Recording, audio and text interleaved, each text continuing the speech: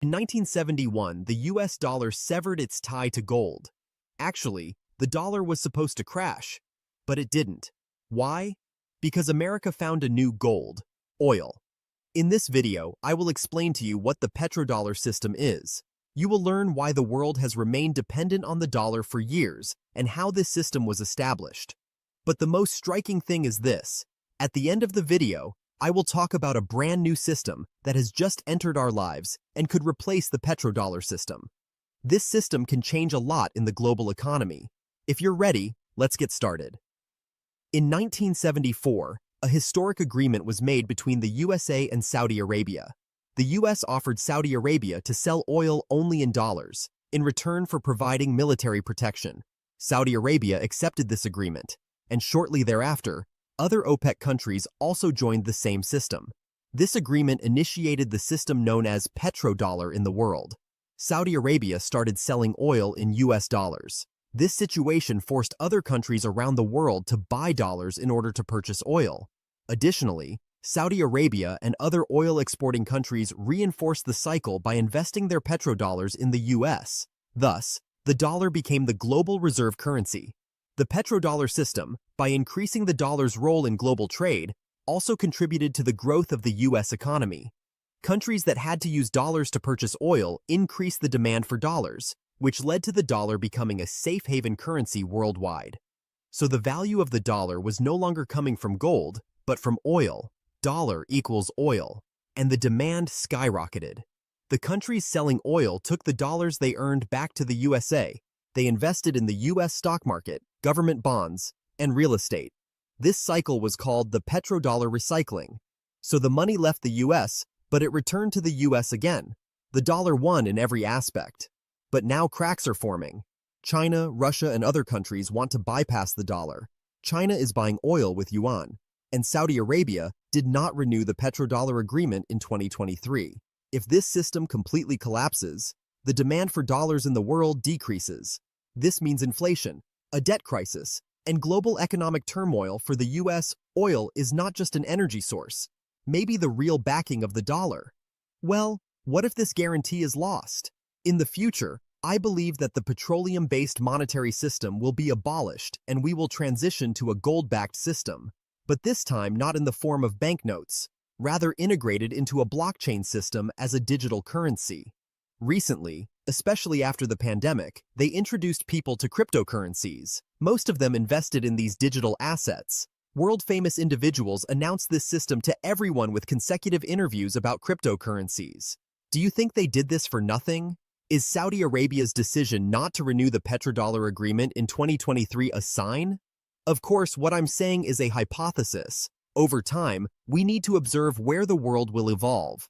So, what do you think about the petrodollar system? Let's discuss it in the comments. Don't forget to subscribe to the channel. Looking forward to seeing you in the next video. The world is now completely digitalized. We look at our screens, not our wallets, and money is no longer paper, but numbers on a screen. So in such an age, why are some countries still buying tons of gold? In fact, why are these purchases increasing? Could there be more to it than we know? I am MiniMoney. Together with my little friends, we will present you an informative and visual feast about the dominance of gold in the world and its future. Let's start if you are ready. Gold. It has been a symbol of power, wealth, and trust for thousands of years. It was in the tombs of the pharaohs of ancient Egypt. The Roman Empire ruled with it. And today, even in the 21st century, it is still secretly hoarded in the vaults of the world's largest central banks. And why is that? To understand today, we need to go back to the 1970s. In 1971, the US officially ended the dollar's peg to gold. Until then, every dollar printed was based on a certain amount of gold. But when this rule was broken, the world moved to a whole new system, the petrodollar system. The United States, in agreement with Saudi Arabia and the OPEC countries, ensured that the world oil trade would be conducted exclusively in dollars. Countries now had to find dollars to buy energy. This placed the dollar at the heart of global trade. The power of the US was consolidated not only by its military, but also by the dollar. But will this system last forever? Great powers like China and Russia now want to move away from the dollar. They are trying to exchange energy in their own currencies. As major cracks appear in the global financial system, one thing is quietly making a comeback: gold. In 2024, global demand for gold broke an all-time record. Central banks, especially in countries like China, India, Turkey, and Japan, have rapidly increased their reserves. And this increase did not make media headlines. It has been quiet, planned, and steady. Are these countries waiting for a crisis? Or are they preparing for the collapse of the petrodollar system? If you are wondering what petrodollars mean, you can watch our video on petrodollars in the cards section. Gold has an interesting power. It is not tied to any country, government, or digital network. Paper money can lose value, exchanges can crash, cryptocurrencies can be hacked. But physical gold remains the same as it has been for thousands of years. That's why gold is not only wealth, but also a safety net. Governments, individuals, even corporations have started to re-enter this network. But here another question arises. With everything going digital, how will gold fit into this new world? The answer: digital gold. Digital assets based on gold. Some countries and private companies are developing digital currencies backed by blockchain technology, collateralized by physical gold. Each token corresponds to a real gram of gold. This system is both secure and fast. It combines both the age-old stability of gold and the speed of the digital age. Perhaps gold will be the currency of the future, not the past. Not only in its physical form, but also in its digital version. And this transformation has already begun quietly. The gold purchases we are seeing today may in fact herald a new financial order. Gold has been a human refuge for 5,000 years. Now, perhaps it is reappearing in a digital shell. There's only one question left to ask. Do they know something and take it? And you, where are you in this game? We have come to the end of our video. Don't forget to subscribe to the channel for more videos. Hope to see you in the next video. Have you ever thought, how can digital platforms like Amazon, Netflix, etc. offer you exactly what you are looking for, or something you have never thought of but are interested in? This is not a coincidence. It's a deliberate strategy at the heart of the digital economy, long-tail theory. If you have a few minutes, I'd like to explain how this strategy works with my little friends. If you like the content, it would be great if you leave a like and subscribe so we can keep making more videos like this. Stores used to be physical, shelf space was limited, so only the best-selling, popular products were available for sale. Hit movies, bestseller books, products with high sales guarantees were always at the forefront. Because risks could not be taken, space was limited and the most profitable things were preferred. But then digital platforms came into play and everything changed. Giants such as Amazon and Netflix now include not only the top titles, but also niche areas and even content that appeals only to a specific consumer group. Because physical shelves are no longer needed, there is unlimited shelf space in the digital world. Whether one person buys or 10,000, every product can find a place in the system. Think of a graph. On the left side, there is a giant summit, bestsellers, blockbusters, products that everyone knows, but a long, thin tail stretches to the right. This is the world of little-known products and content that appeal to small audiences. Each one on its own may have low sales figures, but when hundreds or thousands of different small niches come together, their combined sales can even surpass the big top. This is the power of the long tail. It's not just the internet's ability to remove physical limitations that makes this possible. It's also the ability to match the right product with the right user thanks to algorithms. Today, you watch a documentary on Netflix, you haven't even heard of it, but it draws you in. Or you come across a product on Amazon that you didn't know you needed, but it appeals to you. It's all part of a seemingly invisible but highly effective strategy. It's not just the platform that wins. Consumers now have access to products that are tailored to them and that interest them. Small producers can generate revenue by reaching audiences they couldn't reach before. And digital platforms can profit from every small sale, not just the big ones. The long tail is at the center of the modern digital economy, and it's a model that can benefit not only big companies, but also individuals. Today, a podcast producer, a small YouTube channel, or even a designer with a specific audience can profit from this strategy. The next time you come across a product that you think, who would buy that? Or a strange but special piece of content on Netflix, remember, it's all planned. Long tail in action. In the digital world, every small niche can have a big impact.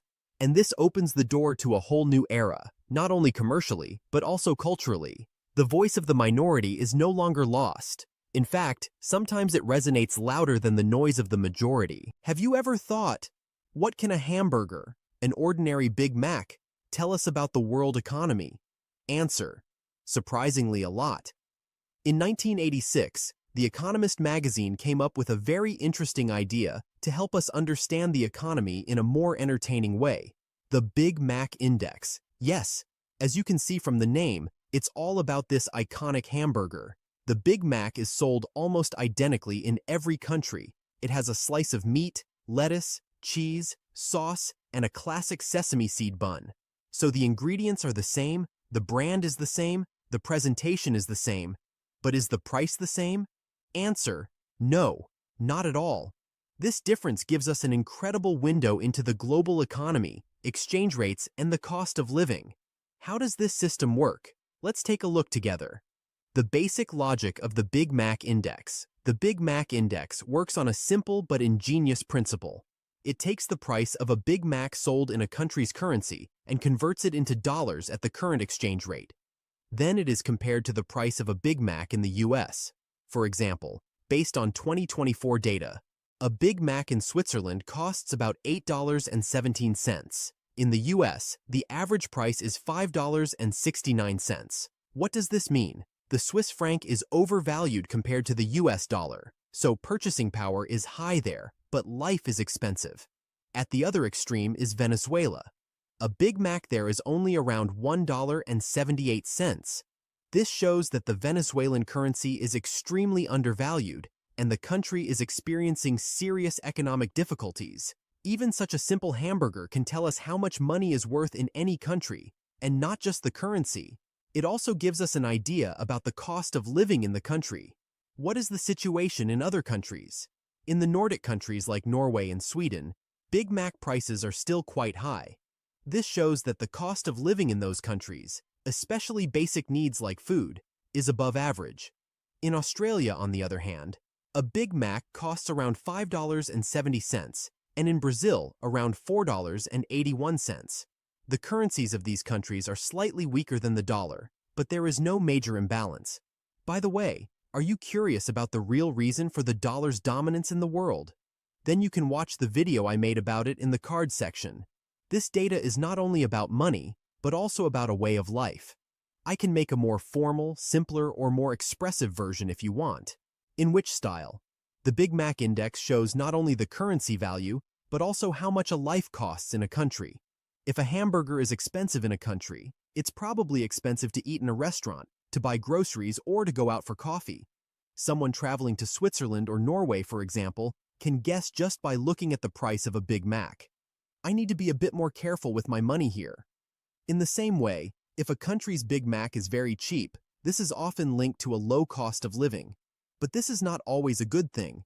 Sometimes it means that the economy is getting worse. So, is this index enough?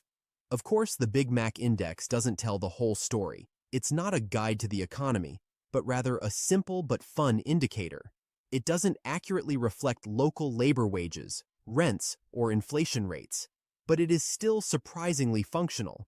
Even someone who doesn't follow the economy can understand what is going on in a country just by looking at the price of this hamburger. If you go to McDonald's one day and order a Big Mac, what you have in your hand is not just a lunch. It is also a small reflection of the global economy. This is the end of our video. Don't forget to like the video and subscribe to the channel. Hope to see you in the next video. Some people see insurance as a system that only kicks in when something bad happens to us. But for the rich, insurance is one of the most profitable ways to grow their wealth and pass it on to the next generation. They use insurance like a secret bank, and it works more efficiently than most people have ever heard of. There's a model that's widely used in America: indexed life insurance. In this system, people pay a certain amount of premium each year, but this insurance is not ordinary. It also includes an investment account that accumulates and grows over time. This account is indexed to the stock market, but is not affected by declines. If the market goes up, you gain. If it goes down, you lose nothing. So you only have upside potential. These policies accumulate a huge cash value over time. And this is where the really interesting part starts. The policyholder can use this value tax-free, whether for their children's education, for new investments, or in retirement. Because technically, this is a loan, which means it is not taxable. What's more, when the person passes away, the remaining amount in the policy passes directly to the heirs, also tax-free. The most powerful aspect of this system is that the rich can leave millions of dollars to their children, but the state cannot tax this money, because the amount paid from life insurance is not subject to inheritance tax. And because it doesn't look like a bank account, no one even knows that this wealth is there. What's more, these people are growing this system. They buy policies on themselves, their spouses or children. So each policy offers a separate cash flow and a separate tax advantage. They manage these policies like financial instruments. They grow, protect, and transfer the money that they would pay tax on if they put it in the bank. And yes, this system is not just for millionaires. Middle-income earners in the US can also apply this model and leave hundreds of thousands of dollars to their children. Even someone who pays an annual premium of $10,000 to $20,000 can make a serious wealth planning in the long term. Of course, the right plan should be chosen, and an expert consultant should be hired, because not all policies work in this structure. But when the system is set up correctly, life insurance becomes a wealth machine, not just an assurance. Although this type of insurance plan is not widely known around the world, it is used very strongly, especially in countries such as the US, Singapore, and China. Wealth management is no longer limited to bank accounts, real estate, or shares. Smart people are changing the rules of the game by redesigning the inside of seemingly traditional tools like insurance. If you learn these rules, you will no longer be just an employee, but someone who knows the system. Because there are few things in this world that pay as much as knowledge, and that knowledge can make you more than just a saver. Now you know it too, and it is your choice to stay out of this game. If you are interested in this kind of financial content, don't forget to subscribe to the channel and turn on the notification bell so you don't miss new videos. See you in the next videos. Recently, we have been hearing a lot about customs duties in the news. What is this customs duty, and have such events happened in the past? If such incidents have occurred, let's examine together what happened as a result of these decisions. I, MiniMoney, and my friends will explain this topic to you. If you're ready, let's get started. Customs duties are the tax rates applied by a country to the products it imports. These taxes aim to protect domestic producers and also help the government generate revenue. However, increasing customs duties can affect both importing countries and the global economy. So, what consequences does the increase in customs duties bring? We will examine the consequences of customs duties under 4 headings. Increase in consumer prices. The increase in customs duties directly reflects on consumer prices. When the cost of imported products increases, the prices of these products rise. This situation means higher prices for consumers, especially those working in import-dependent sectors. 2. Decrease in trade and weakening of supply chains. The increase in tax rates generally hinders imports. Especially small businesses may struggle to access foreign markets due to high customs duties. In developing countries, local producers who manufacture with imported materials experience cost increases due to high taxes. This can disrupt supply chains and slow down global trade. A decrease in imports can also limit product diversity and quality. Trade wars and reciprocal tax increases, increasing customs duties in one country, can force other countries to respond in kind. This situation can trigger trade wars. For example, the trade wars between the US and China have led to declines in production and consumption in many sectors due to the increasing tariffs between the two countries. Reciprocal tariffs disrupt global supply chains and create economic uncertainty. 4. Global economic situation and decrease in investments. The increase in customs duties can lead to a decrease in international investments. High taxes can hinder foreign investors' entry into the market. Economic uncertainty becomes more pronounced, especially in developing economies trying to attract foreign investment. This will negatively affect global economic growth. In conclusion, although increasing customs duties aims to protect domestic producers, it can raise consumer prices, lead to trade wars, and slow down economic growth. The growth of global trade is based on cooperation between countries, and excessive tariffs can weaken these collaborations. Therefore, before increasing customs duties, the potential long-term effects must be carefully evaluated. So, has such an incident happened in the past? Unfortunately, yes. You will witness once again that history is nothing but repetition. In 1930, during the Great Depression, the United States enacted the Smoot-Hawley Tariff Act to protect domestic producers. This law imposed high tariffs on imported goods and led to a significant contraction in global trade. The contraction of trade. In response to the high tariffs imposed by the U.S., other countries also retaliated by increasing their own taxes. As a result, global trade decreased by 65%. Although domestic producers were somewhat protected by the law, the contraction of trade and the increase in the cost of imported goods put the U.S. economy in a difficult position. Unemployment rose and consumer prices increased. Subsequent developments. In 1934, the administration of U.S. President Franklin D. Roosevelt decided to lower tariffs with the Trade Agreements Act and move towards more free trade policies. This was a step towards reversing the negative effects of the Smoot-Hawley Act. The event that occurred in the 1930s shows how significant the impacts of increasing customs duties can be. Today, it reminds us that we need to carefully examine the consequences of similar economic decisions. So, do you think increasing customs duties contributes to economic growth, or does it lead to harm? Share your opinions in the comments. Don't forget to subscribe to the channel. Looking forward to seeing you in the next video.